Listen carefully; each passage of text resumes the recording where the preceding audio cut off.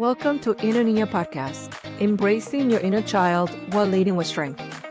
This is a space for Latina women and beyond who are ready to break generational cycles and lead from a place of wholeness. Together, we will reconnect with the little girl inside, the one who dreamed big, felt deeply, and longed to be seen, and honor her as we step in fully into our power. Join me, Maria Benitez, for heartfelt reflections and empowering conversations about identity, healing, culture, and leadership. Each episode invites you to embrace your inner niña while leading with authenticity, compassion, and courage.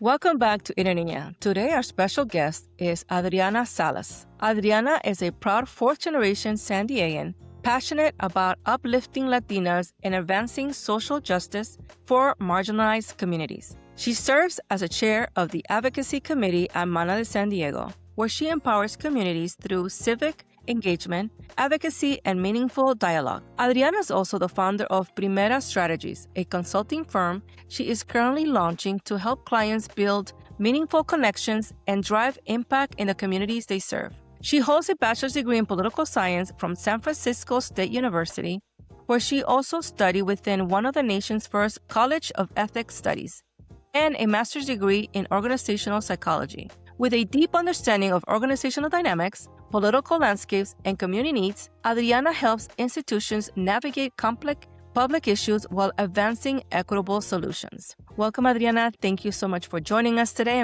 and joining our Inner Niña community. How are you today, manita? Hola, I'm doing well. I'm so happy to be here with you. Thank you. Thank you so much. So, fun fact about my hermana here, Adriana, how we know each other. We're part of the Mana de San Diego. So, she and I have similar passions. We're both big on advocacy, and she leads our advocacy committee.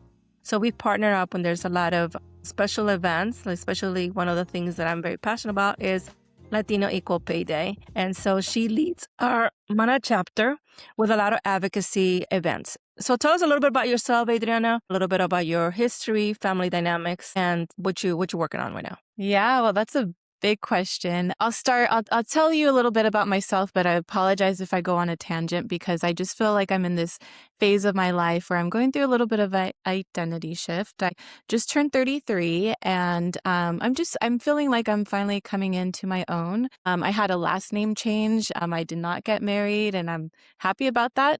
Not a lot of women change their last name just because they're on a whim, but I've had a lot of time in my adult years to think about this. So I am 100% Mexicana, but my last name prior to Salas was Heiss, and that was my dad's stepdad's last name, and he was raised by his stepdad, who was Caucasian. I never knew him really, didn't have any relationship with him. This, 33 years of my life, I've lived with this last name that I have no connection to.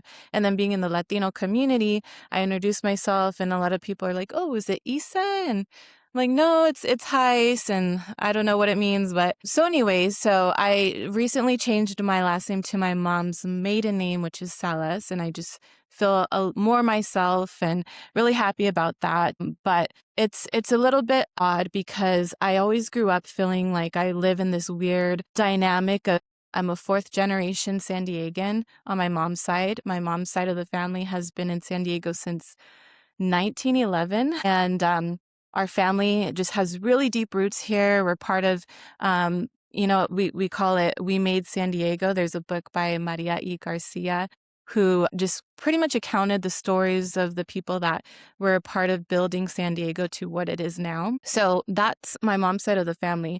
And then on my dad's side of the family, I'm the daughter of an immigrant. My dad's family came here from Tijuana in the late 70s. And so with that, I know a lot of people in our community have the problem of like the ni de allá or de aquí. I butchered that. I already know that. But for me, it was more so like, well, my family's always been here. But then when I visit with my dad's side, it feels totally different. And I've seen how generational wealth has taken hundreds of years in my situation to be a thing. And I really attribute my success to my family coming here, but on both sides, even though it looks a different way with 4 generations coming through and establishing themselves than it does on my dad's side, where he's still kind of in that phase of his family where they're really fighting through to have their side of the family be established here and to gain equity in a world that's not necessarily built for immigrants, especially during this time. So a little bit about like the name change, but also I feel like what makes me who I am is that I grew up in a matriarchy. I was raised by, luckily, all sides of my family have had my great grandmothers, where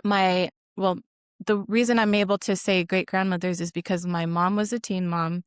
Before that, her mom was a teen mom, and it goes on. And so I'm a product of being raised by these powerful women who have worked really hard to provide for their families. And so I grew up like having my great grandmothers on both sides of the family, and then my grandmothers, two people that I really attribute my success to. So my grandmother on my dad's side, who immigrated here in the late 70s, she came to the States and she opened her own beauty salon. And so she's a business owner. And so I really saw her work ethic from an early age. I would spend time in her salon helping her and working for money there. And then on my mother's side, my grandmother was the first Latina elected mayor in San Diego County. Her name's Maria Salas. And so just two powerful women, but even before that, the women that came before them, my great-grandmothers, establishing themselves as immigrants here in the States. With all that said, it's like, how can I not be a chingona, right? Like I just was raised by these really powerful women. So have big shoes to fill. So that's kind of like what makes me me, and just really proud of where I came from. And it took me a while, as we get older, we mature and we kind of have a more gratitude for where we came from. But also it took a little bit of lived experience for me to realize I should be proud of who I am. I always kind of just felt just a little strange. I was very privileged because my family has been here for so long. But then I also I felt like some of the issues that our community have, I didn't always identify with. I went to college in the Bay Area because when I was 18, I had the opportunity to figure out where I wanted to go. And I was like, I want to get as far away from home as I can. I want to leave my family, love them. I was definitely raised by a village of my tias, tios, grandparents, but everyone was very much in my business and my parents were very strict. So it was my little rebellion to go away for school. And I went to San Francisco State for my undergrad. And that time for me was monumental because I did not know anyone. No friends, no family, just decided to leave. And I studied political science. And San Francisco, it's just the perfect place to do that because it has a history of social movements there, with UC Berkeley being nearby, and just San Francisco itself being a hub for social movements. I feel like that experience really radicalized me, and I learned a ton from my professors there. And so I loved my experience. I loved the independence and having to fend for myself. But a year into school, my parents called me up and said, Mija, we need you to come home. We can't afford for you to go to school anymore. Things were just shifting back home financially. And I couldn't believe it, and I didn't want to believe it. I was like, no, I'm not going home. I need to be here. My dad said oh, well, you can just come home and go to community college for a little bit, then go to San Diego State. It's your home school. But I was like, no, I think this is I'm supposed to be here and I'm going to make it work. And I decided to drop my enrollment at San Francisco State to part-time. And so that cut the tuition in half for me. And then the other half of the time I went to school at the local community college there because I was still in my general education. So I was able to take a lot of classes at community college, but for a fraction of the price. In fact, it was free because there was the Board of Governors waiver. So I was able to waive the unit fees at the community college. And I took out enough loans on my own to pay for my university. tuition. So I did that. I was attending 2 different schools, didn't have a car. And I was the university and the community college are like an hour away, taking like public transportation. But I was determined. I did that. And then to pay for rent, I worked. At some point, I worked 3 jobs. I was a babysitter. I worked doing food delivery, and then I worked at Nordstrom, which that was the fun job. But so I did everything that I could to stay there because I just felt like something tells me that it's just a good experience for me to be away from my comfort zone. So graduated in 2016. And I still wasn't ready to come home. I was like, let me try to find a job here. So I did find a job. I started working in higher education. But then during the pandemic, I realized that, so the job went to remote. I was on the computer the whole time. And I realized I'm still paying a lot of rent in the Bay Area. It's not cheap to live here.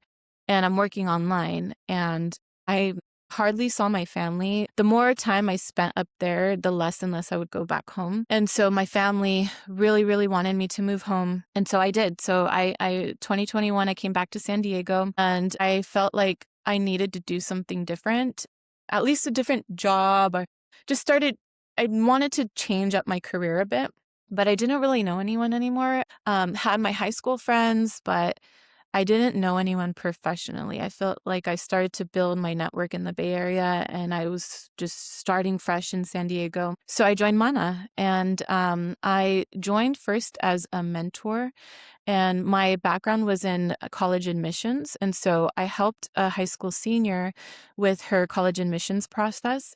And the good thing was that I was able to help her because I had also international admissions experience, and that's not too common.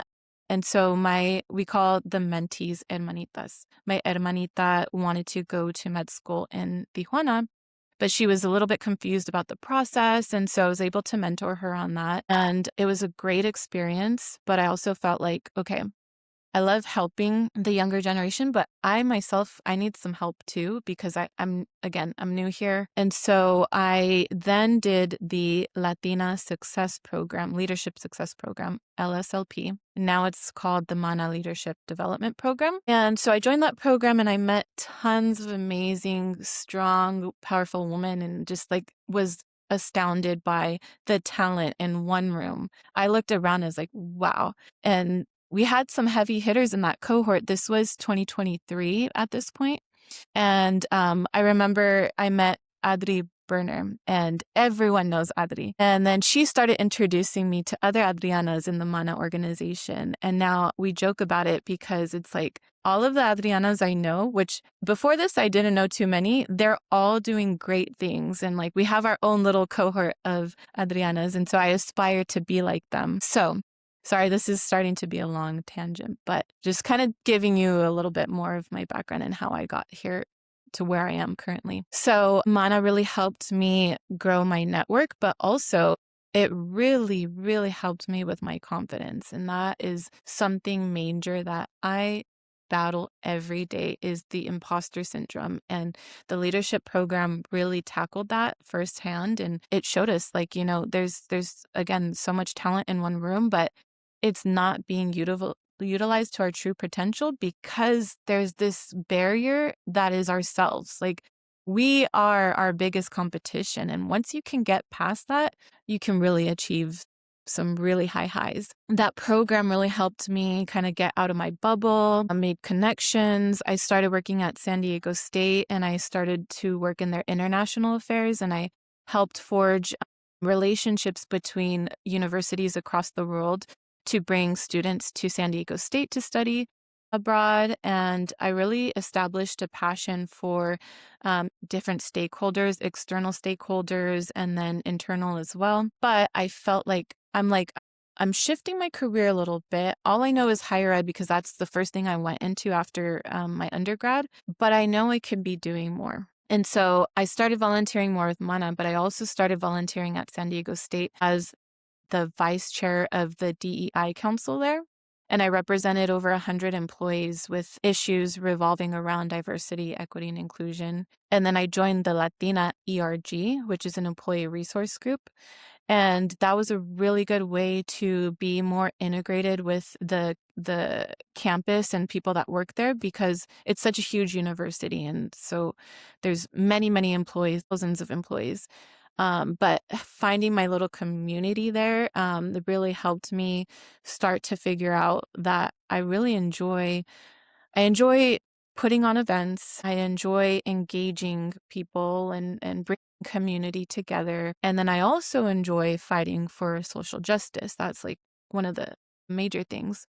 And when I was getting my master's degree in organizational psychology, which revolves around understanding human behavior in organizations, the main topic that I gravitated to that fascinated me was creating equity in the workplace, because a lot of people understand the concept of diversity. It could be simply called representation, right? So it's making sure that different groups are represented, but there's still a lot of work that needs to be done beyond that. Just because you invite someone to the table doesn't always mean that they have a voice, that they feel that they have agency. And so I was starting to think about all these things. What do I love to do? And then a recruiter reached out to me from LinkedIn about a job in community engagement. I didn't even really know what community engagement was at the time. I didn't know that everything that I was doing with MANA, with the DEI Council and the Latina ERG, that the events that I was putting on and engaging people, that was community engagement. And so I took the job, long story short, because it was a lengthy process to transition that kind of out of higher ed. Because at that point I was in higher ed for 7 years, and to go into a totally new profession in the private sector, it was took some time and it took some adjusting. But once I got into the groove of things, I really enjoyed it. And so what I did is I worked as a consultant to help a client with their community engagement strategy. So my client was a Fortune 50 telecom company, and they needed assistance. Basically, they needed someone to strategize how they're going to engage the community to make sure that the work that they're doing is basically, it's ethical, it's sitting right with the people that they're serving. And so I enjoyed that aspect of the job because it's giving back to my community in a way where I feel like my ancestors that came before me built San Diego in a sense. I felt that I was doing my part to continue the legacy and also to provide for the future generations. So for example, I managed the philanthropic grants for this client, and I got to award different nonprofits with different levels of grants, but these were hyper local nonprofits, which is different than providing a grant to a national organization with a national mission. This was super important to me that it was a homegrown nonprofit. For example, Mana San Diego chapter, but also San Diego is known for its 100 miles of coastline. And with our beautiful beaches, not a lot of people understand that there's a lot of issues with pollution going on in our region. And so I was able to award a couple grants to organizations called Surfrider and Wild Coast, two really, really great environmental organizations, to help with the Tijuana River Valley pollution. And so that was just like such a full circle moment. And we'll talk about this a little bit later with the advocacy work that we're doing at Mana, but we're still fighting this battle with the pollution. But that moment to grant these organizations with funds to support the efforts to get rid of the pollution was just really special to me, because my family lives in the Tijuana River Valley region, and they're suffering every day from the bad air quality and even their quality of life, because the children that go to school there are at the point where they can't even have recess outside. They're not able to enjoy or access the beach that's right in their backyard. So kind of going back to just my career path. So this was the job that I was doing. And in the political climate, the job changed really quickly. Once we came into this presidential administration and funding got cut, unfortunately, my job got cut. And in December of 2025, I was laid off. And although it was a very devastating moment for me, and sadly, I wasn't alone, there's many of my colleagues that were laid off. Although it was difficult, a big part of me was telling me, like, it's going to be okay. And this is happening for a reason. And when you're laid off, there's different emotions, but ultimately you're given the moment of pause, which not a lot of people get to do when they're changing jobs. So there was a point in my job leading up to the layoff where I was like, I need to start looking for jobs because I'm not liking the way that things are going, like with the treatment of the leadership, how they treated the employees and all of that. And I remember there was actually a point, go back to 3 months before I got laid off, there was a point where the CEO of my company disrespected me like majorly in front of our entire company because he was asking us to come to New York, where my company was based, to work an event. And we were going to be expected to work 14-hour days.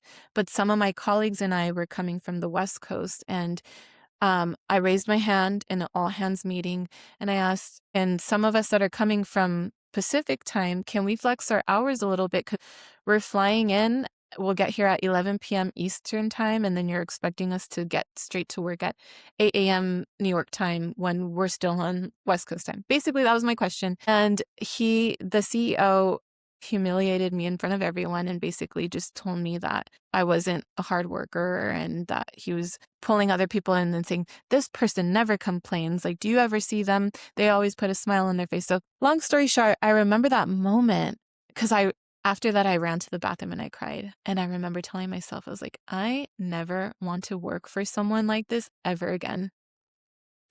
And so having this moment of pause to figure out, where am I going next? I've had the opportunity to do some consulting on my own. And so I'm working with the San Diego Democratic Party. I'm doing some fundraising for them. And then I'm also fundraising for another client. He's a city council person running for re-election in Chula Vista. And so I'm able to do some work. And I really started to get that idea of, well, why don't I start my own firm?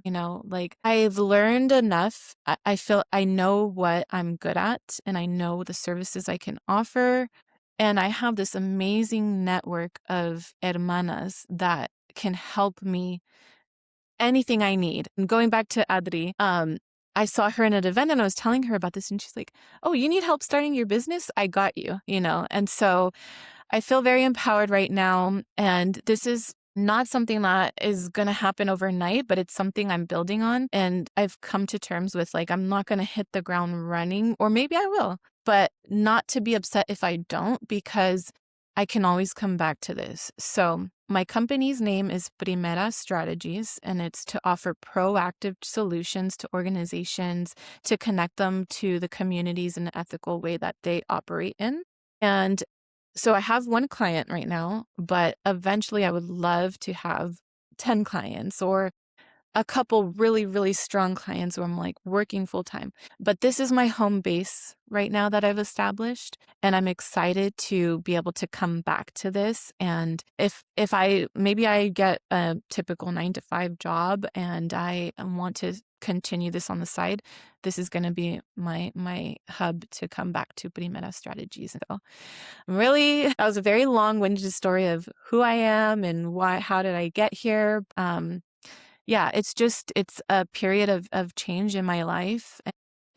Sometimes it feels scary because it's not the typical, I don't have like the hugest security blanket being on my own like I would if I reported to an employer. But I have faith in myself. And I also know that there's plenty of people that do these things on their own. There's plenty of men that say, oh, I'm going to start a company. And then they, it's easy for them. So yeah, it's an exciting time. And the future is bright, I would say. Hopefully. I think so. So first of all, congratulations when I saw that on the bio and I'm like, well, that's awesome. And I know you could do it because you're very involved and I've seen you actually at work. So I have no doubt you're going to be successful. I want to highlight a little bit because when I started getting ready for the episode, and I'm glad that you explained it because I've known her as Adriana Heiss, right? So, and then we got a chance to talk. She's like, you know what? I've actually, I'm changing my name. She explained it to me. And it goes back to how we are in our organization because it goes back to embracing our roots and embracing who we are, right? And we're teaching our girls to, regardless of the generational timeline or how many years or generations they've been in the United States, where are the roots, and to be proud of that roots. And like you mentioned, at your age, you're like, you know what, let me go back, because you felt like an identity. There was part of you that was missing. And I'm glad that you're able to reconnect with that, your heritage with your mom and stuff like that. So that's cool. I have to get used to her now as Adriana Salas, because I've known her as Adriana Heiss. That's awesome that you have the new opportunity and you're taking a risk. But one of the things that I want to also highlight is the fact that you're part of the big community that we are, La Hermandad. And like you mentioned, you already have a really large network that you can reach out to any of us that can help. There's put you in contact with someone that we know or support you in your next journey. There's one of us that have something to offer, right? We're both part of the same cohort. I mean, LSLP, I was class of 2022. I'm still LSLP, and unfortunately with the new political climate, I'm not happy with the fact that we were forced, I want to say, change the name, because Latina Leadership Success Leadership Program had to be changed. And I'm not used to the new name, so I'm still going to be LSLP. It's a lot of things that we have to navigate with the current climate, right? And that's unfortunate. You talk about the situation you went with your former employer, and I think all of us in our network can identify situations where we actually had to deal with that. Because being women, because we're being Latinas, we've had to overcome a lot of those horrible bosses, whatever I would call them, and stuff. I know I've had to experiences, and not too far from my career as an HR professional. Part of it, the good thing is that knowing you advocate, and you're fighting for some of those injustices that we still have to overcome to make things better for our hermanitas, because you're also a mentor. So you're trying to, let me see, what battles that we have to fight right now, so our girls don't have to fight when they get to our age or they get to their career path as an adult, right? So we're trying to make the work right now, and it's hard because regardless of where we at, you got emotional, because it's still an impact for us. I know that when I go through my stuff, it still impacts, but I much rather deal with it myself than having to have someone that comes behind me deal with that. So whatever I need to put up with right now to make some changes so our girls don't have to, I think that's the work that you and I are doing, that we are aligned on that, because you also are part of Hope. We are very involved with our nonprofit. We've done once a year, we go to the Hope Hispanas, Organizing for Political Equality. And can you tell us a little bit of how that aligns also with the work that we do for the community, with what you do in advocacy? Yes. So the work with the advocacy committee is there's a lot to be done, and everything could be an advocacy issue at this point, and it's very sad to know we're moving backward. So that's why it's so important to me that as we move backward, we're pushing so much more forward. And so, yes, Hope is another organization that I belong to. Right now, what we're working on is building a partnership with Hope, because I feel that there's more strength in numbers. And so we need to be there right next to Hope as they're pushing in the state capitol for statewide policy. We need to be part of that conversation as well. And we need to be thought about, because MANA is it's the largest Latina organization in San Diego County. So we need to be thought of with our electeds, with our state legislators when it comes to these issues, so that our voice is heard. And so that's one of the things that we're working on, is partnering with them. Next month, I'll be in Sacramento for the Latina Action Day, and there's a package of bills that we'll be advocating for with the Senate and Assembly. And then we're also looking at local policy here. And with the current ICE activity, we're looking at all that we can be doing to protect our communities. So whether that's enforcing or reinforcing policy in the different city councils in San Diego County to make sure that the governments are not corrupt with the ICE agents, we're trying to be a part of those conversations as well. We're finding all avenues that we can to continue the fight for justice, because we can't sit by with everything going on. Like, our community specifically is being attacked and we're in danger, we're in harm, and we already have to fight for other issues. Like one of the issues that you and I both fight for is pay equity, Latina pay equity. And we're among the demographic that gets paid the very least. So Latinas in San Diego County are making 48 cents to the dollar for our white counterparts, male counterparts, which is lower than the national average, which the national average, I want to say as of last year, was 52 cents. So it's lower here because of the industries. We're big on hospitality, have a big hospitality industry in San Diego, as you can imagine, with all the traveling and everything. And so we're already dealing with this. But then when you have these issues and then you have your safety, what I try to do with the committee is focus on a list of priorities. And if you look at the Maslow hierarchy of needs, safety is the number one thing. If you are fighting for your life, you're not thinking about other things. If you need food and water, you're not thinking about how you can get a promotion at your next job or how you can get your employer to notice you. So with everything going on, we try to take it just step by step and focus on the things like the low-hanging fruit is what I like to call it. For example, since Hope is such a great and established organization doing the fighting the good fight and doing the good work already, we need to be partnering with them. And there's many organizations in San Diego County, luckily, that are working on these issues as well. And so that's my biggest thing right now is just partnering and coalition building and not needing to reinvent the wheel. One thing I want to see in the future for MANA is to collaborate a little bit more, and other organizations, Latino organizations in San Diego would love to see us fighting with our Black and Brown brothers and sisters, because we're all, at the end of the day, we're all dealing with similar issues and we have all been oppressed. And so I think it's, again, strength in numbers and making sure we're united on that front, because together we're not the minority and we can really push back on the people that make it feel like we can't make a difference. That, and then I don't know if I mentioned, but I mean, it's a huge election year, the midterm elections. We just went through Prop 50 got passed. And so there's some redistricting being done in San Diego. And so we need to make sure that our community is showing out to vote, that they're registered to vote, and then that they're showing up. Because that's two separate things. Because in the past, we focused on voter registration, but then we weren't seeing the turnout. And so we do a social media campaign every year with MANA to educate the community about the voting options and also kind of demystify some things about elections, but also what are certain elections for, what does a county supervisor do?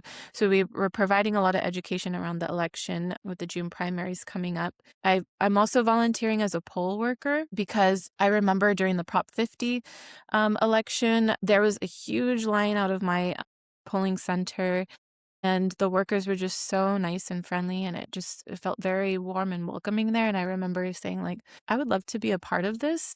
I think it's great that people are volunteering their time. And one of the things about being laid off is there's some free time between looking for jobs. And so I try to do everything that I can to give back to the community. And that's what I'm doing. That's what I'm working on right now. And then I shared with my family that I'm a poll worker.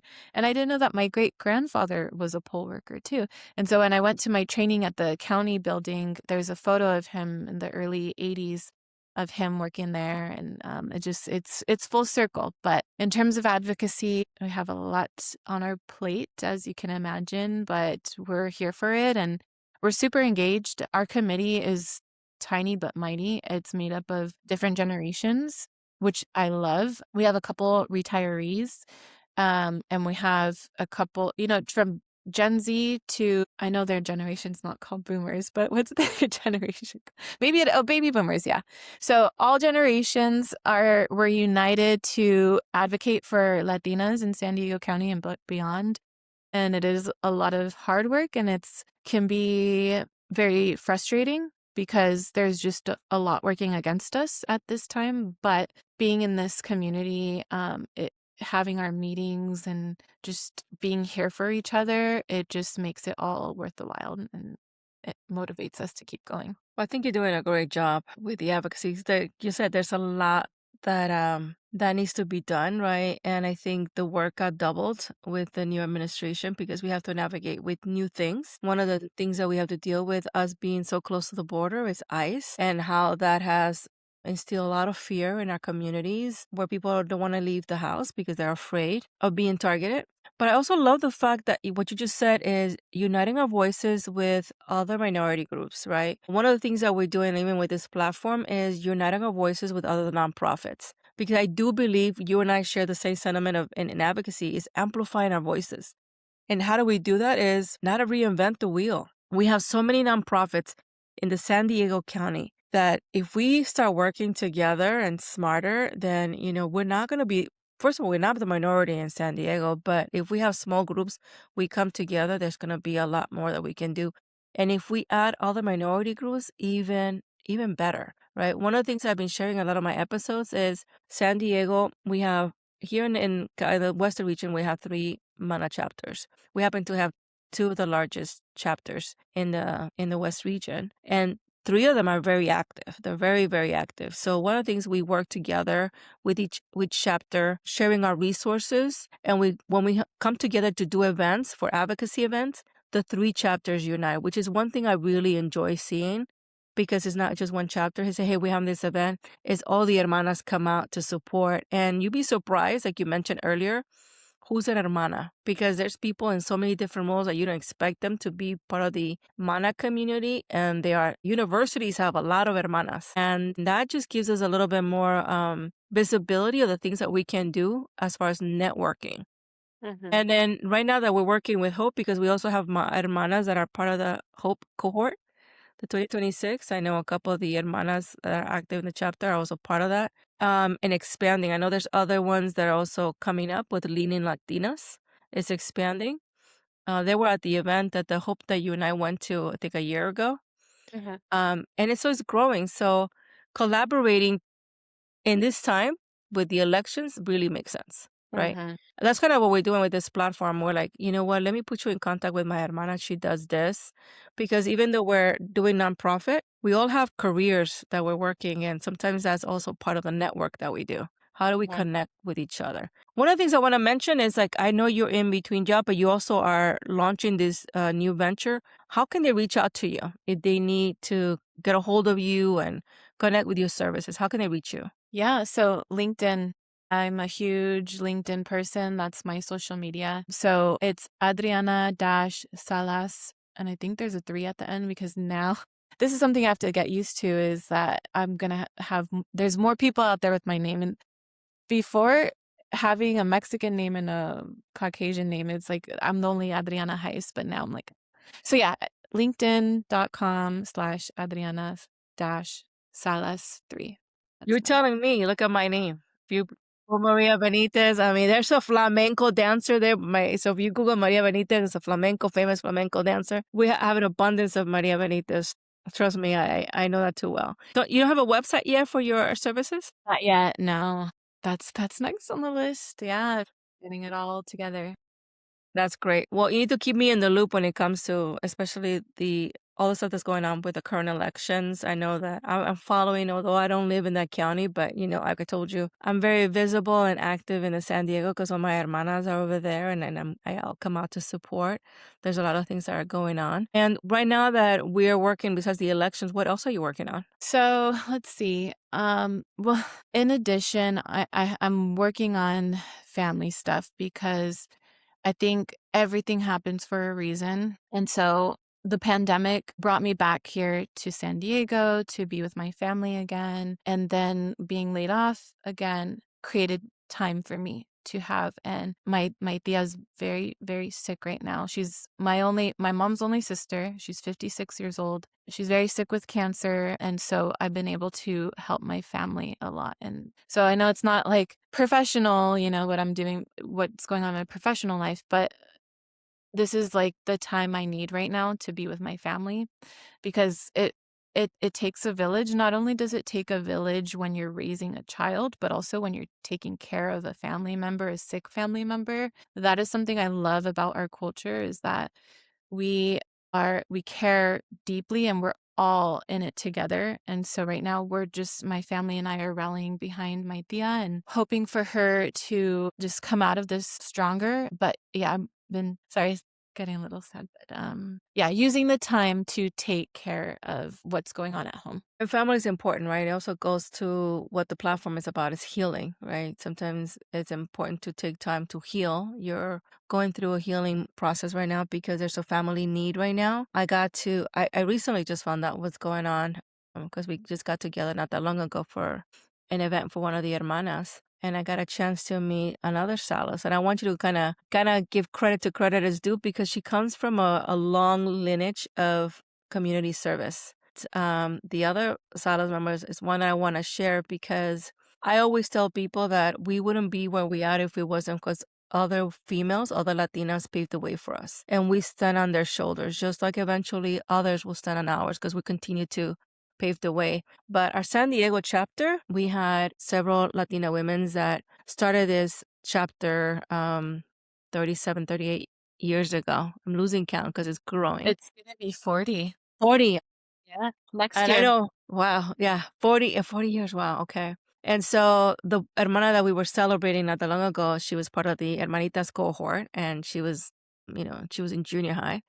But this young lady has family members, just like she shared. Her grandfather was doing polling volunteer work back in the 80s, and now she's carrying that tradition. Unbeknownst to her, she's carrying the Mana legacy because someone else paved the way for her. Do you want to kind of highlight a little bit on that because you're part of that tradition? Yeah, so my Nana, Mary Salas. So yeah, I can't not shout her out because she's just so amazing. Like I said, she was the first Latina elected as mayor in San Diego County, which is huge. And, I grew up with her campaigning all the time and her being in office, and I never got the chance to really ask her what her experience was like until recently. And I was like, Nana, how did you like go through that whole career? Because it was all in that time. This was the early 90s that she was starting her political career. It was all it was male dominated and it was all white males. And so she told me, it's just like she said, I spent nights reading things, like just studying 10 times harder because I knew that people would question me every time. And so I do believe that I get my work ethic from her, but also it's a little bit kind of strange sometimes. And I try not to like mention that I'm related to her just because I feel like it's a little bit different in our culture is that we don't really do nepotism. Like I don't think we're like that in a sense. Like it's always like work hard and earn your stripes type of thing. So that's why I don't mention it. But at the same time, I am very proud to be her granddaughter, and I'm proud of the legacy that she built, not only in her political career, but also with Mana. And like, she never asked me to join the organization. She was president in the 90s of the organization. And so I grew up around, I was always an hermana because there's even a photo of my mom pushing me in a stroller that we like to use. And so I grew up around all of these people. But when I came back to San Diego and I joined Mana, and I had a different last name too, so no one knew. And I kept it that way for such a long time because I was like, I want to establish, my own network and all of that. But now, like professionally, I've really accepted that it's beneficial to reach out to people and use your connections. And so whenever I need something, I'm able to call on her and say, no, like, can you please introduce me to this person? Or can you just give me a little bit of insight about, this community development issue or something like that? And now I'm like, it's okay to do that. Like, no one's going to say I'm a Nepo baby, like, because it's not necessarily that case. Like, I've worked really hard. I told you about when I went to school and I worked 3 jobs. I was taking 18 units at 2 different schools. So now that I feel like I've established myself professionally, now I'm like, okay, like people Well, I can can vouch for that because I've known you since I joined the organization during COVID too. And I've known you by highs. And then when I saw the Salas, I'm like, oh, what are the odds? So I wonder if this is related. And that just happened like a day or two when you mentioned, oh, by the way. But it's okay because, she has set the tone and you have worked your butt off to be where you at. You already established your name with the work that you do. But it's okay to give credit because you know what? We need to be able to do that and pay respect for those that actually are opening the doors, not just for you, but for women like myself. And one of the things, like she's one I want to get in to share her stories. And then the reason, not just because she was one of the originals from our San Diego chapter, but because she pivot. And one remember the stories that I remember hearing back in the when I got introduced to her was, she had gone through a divorce and she's like, you know what? I need to feed my kids. I need to do this. And that to me spoke to me a lot because we get our comfort zone. And sometimes when we have kids and then we're stuck in a bad relationship, sometimes women are stuck in that relationship because they're comfortable and they're afraid to do anything else. And your grandma actually did the opposite. She's like, I need to feed my kids. I need to figure out how to do it. And she went ahead and pivot and she became, the first Latina in that role. And she's been leading, since then. So for me, pivot is very important because I've been at one point a single mom, before I got married again. And it's a scary thing to do when you're by yourself. Just imagine adding kids to the mix. And so that did not discourage her. I think that motivated her. And look what she was able to accomplish. So for me, as being a mom that I went through a lot, that spoke to me. So I want to hear not only how she led the organization, how became that Latina, but the courage she did, because she very easily I could have gone another job and take a safe route. She didn't. She went head on with a male dominated work environment and says, I'm going to do it. She had to work twice as hard.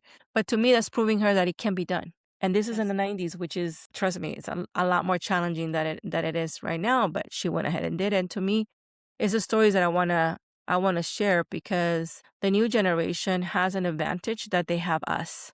I didn't have mentoring going up, but I want to be in a resource for the ones coming up and say, hey, let me give you some shortcuts because I didn't have the shortcuts. I had to learn the long way. Just like you had to figure out, although you could have had the shortcuts because you had easy access, but you had to prove to yourself. That's why you had to go work 3 jobs, move the weight so you can find yourself in the process. Now you can do it, even though you have a really great support system at home, right? Yes. Oh my gosh. Yeah. And who would we be today without our mentors too? And I believe that you need mentors at every stage of your life. And so that's what I love about Mana is that we have the Hermanitas program, and then we have the College Success program, the Tias program, leadership, and we do not forget about the ones that paved the way and that we engage the founders still. And Fernandez is my Nana's best friend. She's a member of our advocacy committee, and she was actually the chair 2-3 years before me, and she's still very active. And I love working alongside the older generations and even the younger generation. I'm a millennial, and there's still the Gen Zs, and I'm like, I can learn so much from you guys. So yeah, I think it's so special to have good role models, and it's just wows me to see the ones that just were the trailblazers that did not have an example for them. So I'm very lucky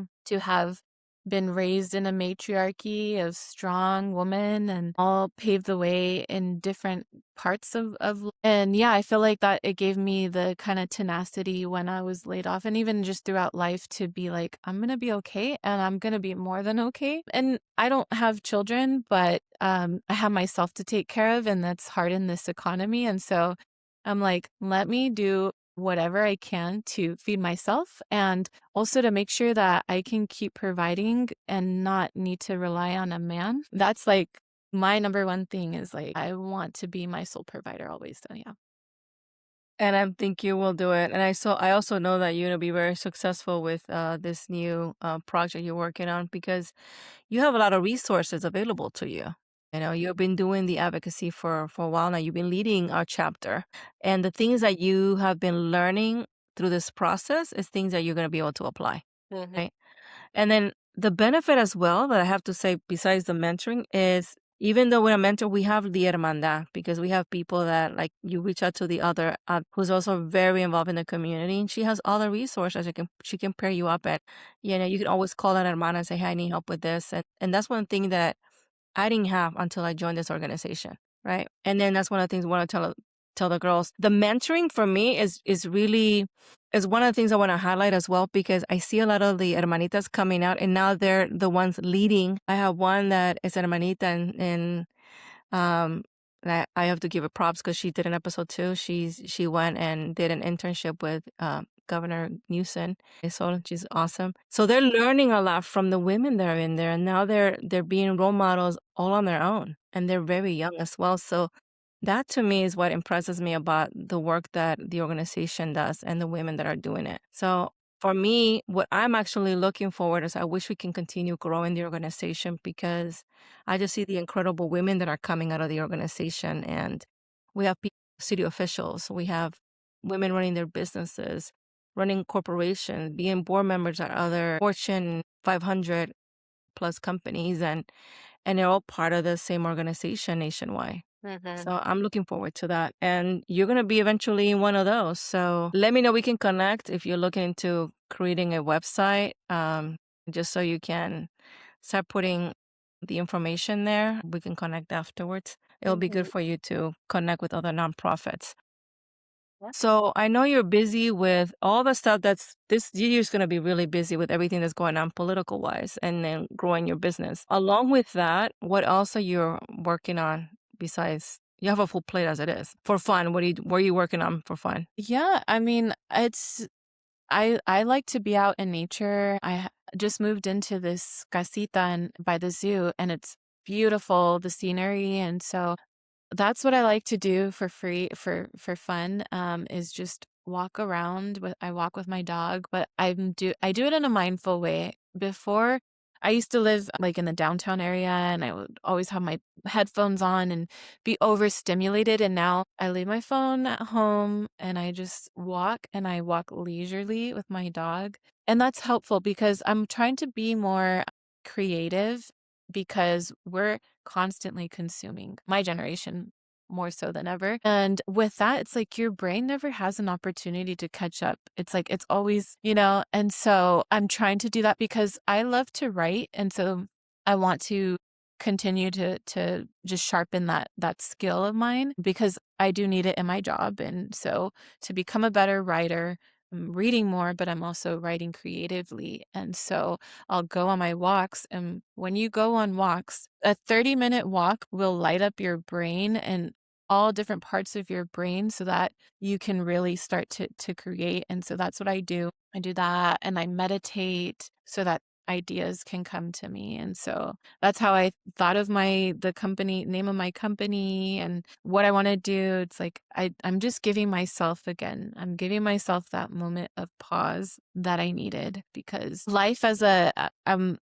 technically a first gen on my dad's side, first gen Latina, eldest daughter. I'm an Aries, which is a fire sign, hyper independent. So, with all these things, I'm like constantly used to grinding and hustling, waking up at 6 a.m. and working so many hours. And so it's a strange time for me to be in this weird, like, peaceful era where I can take my time doing things, but I am enjoying it and I'm using it to the best of my ability.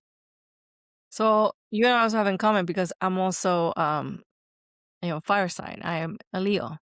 So if you follow a lot what's going on in the zodiac, we're in transition right now.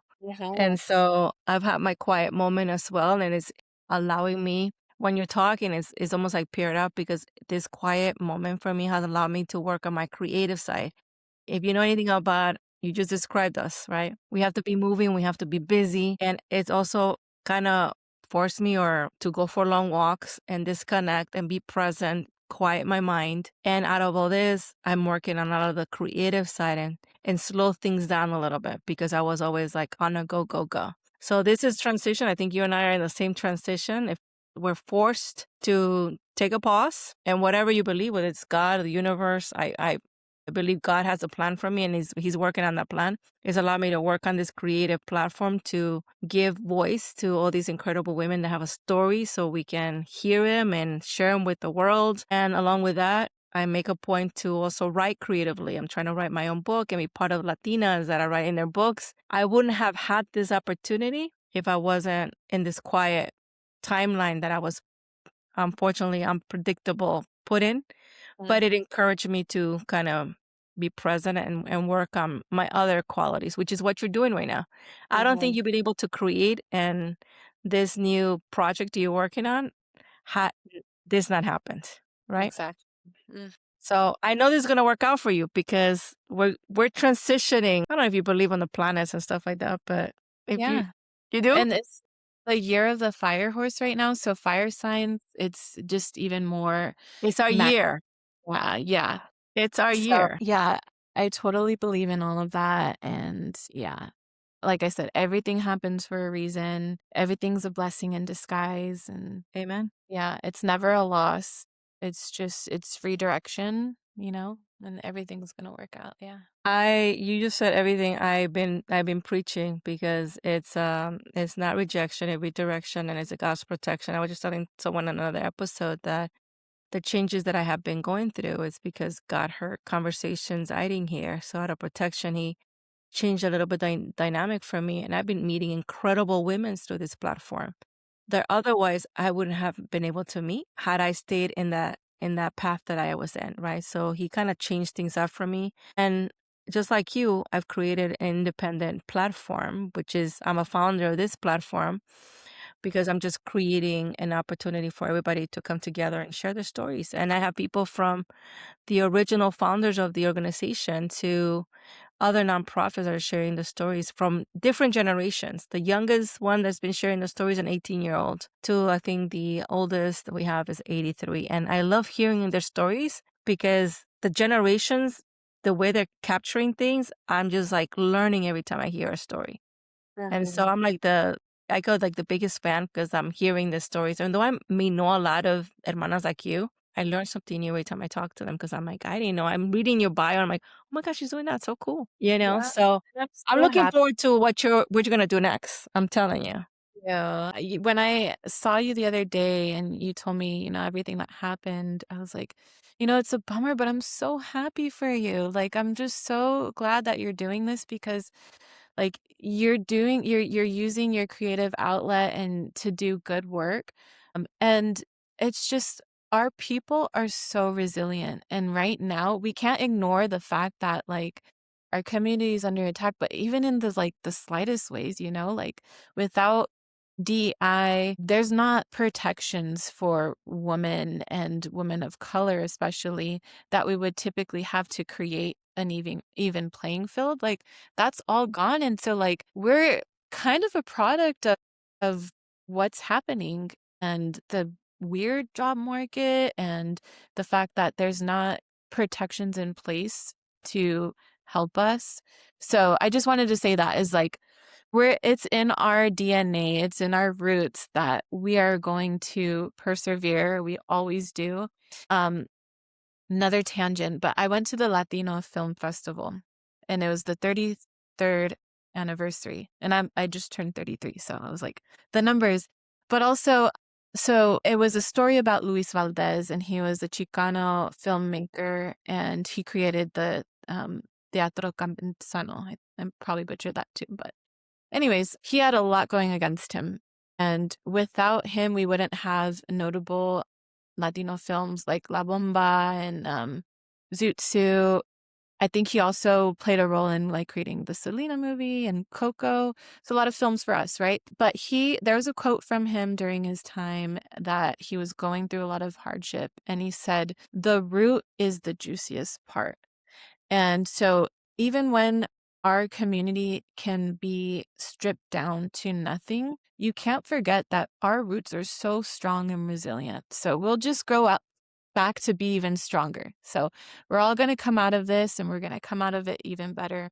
I believe it. There's some like you and I are paired up in a lot of things, but one thing that we do, you and I have in common is our passion to help others. And if I have to go through what I go through so other ones don't go through, I take it anytime. I've been through that all my life. I've been taking, since I was a child, figuratively and not figuratively, and it's made me who I am. That's why I'm very passionate. And you know me, and you know my passion, but it comes from the heart, and it comes for a reason, right? Because just like, that's part of the things I'm writing in my book. I have this someone asked me, because I'm working with another nonprofit that I've met through this platform.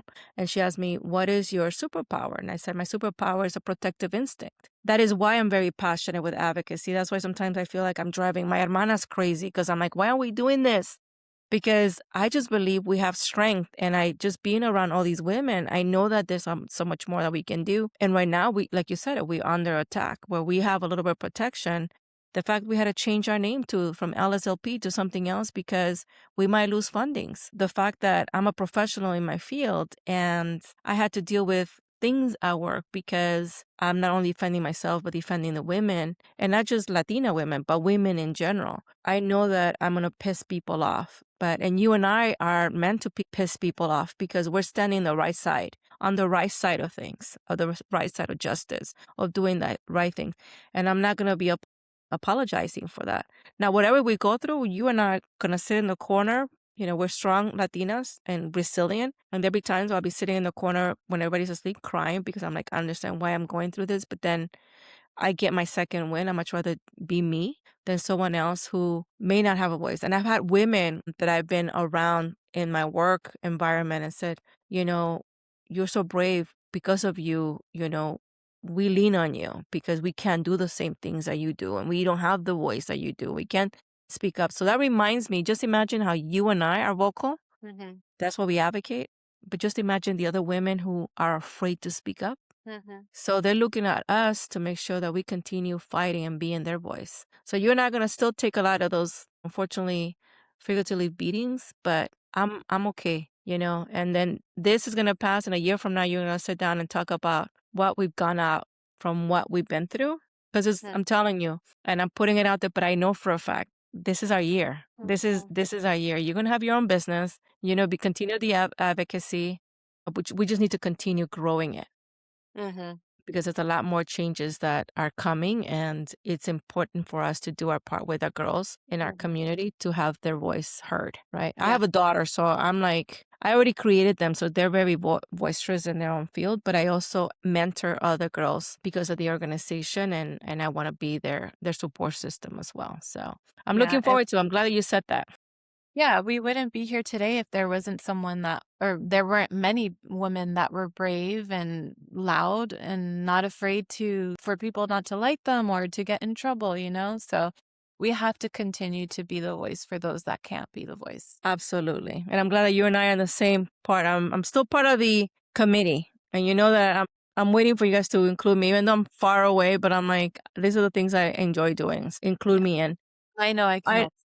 I'm looking forward to it. I might be able to go to Hope. I was telling another hermana that I was trying to join the Hope cohort in San Diego, but they turned me down because I don't live in San Diego. And I was like, but I'm always there. I'm like, but we need to do something in Riverside County. So we'll figure that out. But I'm still in San Diego. I do all the mana. I'm part of all these activity locally and nationally. If I have my wish come true. Yeah.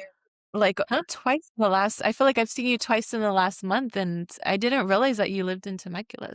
I live in Temecula, and just I drive, like for the last event that I showed you. It's a long drive, but I was doing it. I used to work in the San Diego area, so it was easier for me, like after work in there. But now I have to drive further out. But we're gonna continue doing. There's a lot of events that are coming up, so I'm trying to be attend as much as I can. Difficult in the weekdays sometimes because there's a lot of traffic, but I'll do my best.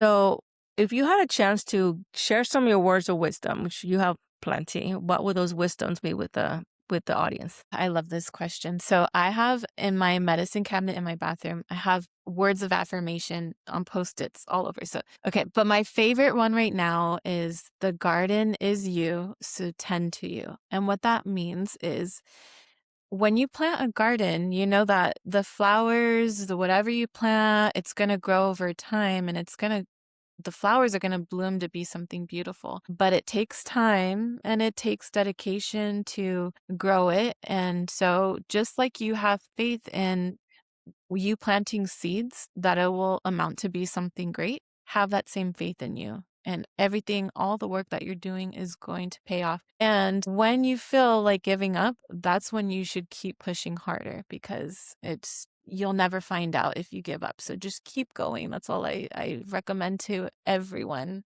Don't give up on yourself. I love that. I love that. I use the same sentiment when it comes to what we do with the girls. The girls that I mentor, I tell them that I'm planting the seeds. The only thing I need from them is wherever they get to where they need to go, they open doors, they hold a hand up, and they pay it forward. So whatever I'm planting right now is I'm planting the seeds, but it's also nursing me because it's my inner child living vicariously through them, right? Because I didn't get a lot of the stuff. So that's part of my healing, and my healing process is taking care of them so they can pay it forward. So love the gardening example. I think we all need to do that, right? Water ourselves. So that's great. So if you had a chance to go back to your little inner niña and have a conversation with her, what would you tell her? Tell her that all the things that she feels that makes her different, makes her unique and special, and just love all those little uniquenesses about you. Stay true to yourself and have fun. Like, be a child, just have fun, because, like, some of us have to be adults too soon, and you kind of miss out on the childhood. So I would also give her a big hug and just say, you got this, Mika. I will give her a hug. I think this is the journey that we're in, and that's the reason why we created this platform. I always tell every guest that the reason I started this platform, because in our culture, we move really fast. Whether you're born here or we come from another country, it's really fast-paced moving where some of us are forced to grow up too soon, and we forget that the little girl didn't get a chance to maybe play or be a child. So this platform is to embrace our inner child that needs to be loved, needs to be healed, needs to be embraced, and go back a reminder that no matter what they've been through, we're here, and they're still a big part of us. I've been saying, like, no matter what you see here, this is me as an older version, but inside, that little inner niña, that little inner Maria is the one that's you see doing things in Mana, because I'm fulfilling the void that I had since I was a little girl, that things that were done for me. So when you see me out there in public, just keep in mind that it's the little version of me trying to fulfill their dreams. So this platform is specifically for us, for all of us to be able to embrace our inner niña and let her know that we love them. We hug them, and we're still here and we're healing. So this is what this is about. And I know she's going to be proud of you because you're only starting your journey, Adriana. So you're just 33, but wait till you start this business and you start really growing and providing the services that I think you're meant to do. Because I think advocacy and in that realm of the spectrum is, I think, what's your calling. Because I've seen you in action, so I know that's actually your calling. So, well, I want to say thank you for joining us today. And to our audience, thank you for listening and holding space for me. I am Maria Benitez, and this is our journey together. Thank you so much. Te quiero mucho. Gracias.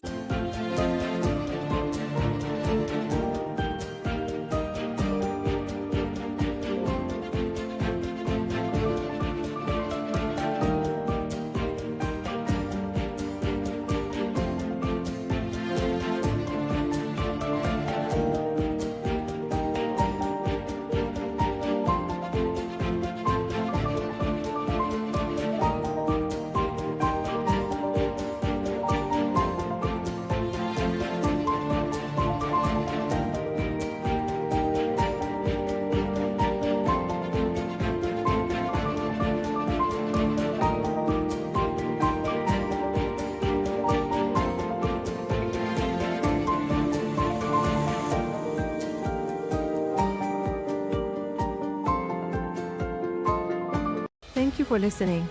Thank you for holding space for me. And thank you for allowing me to walk beside you as you heal your inner niña. Until next time, please don't forget to follow and subscribe.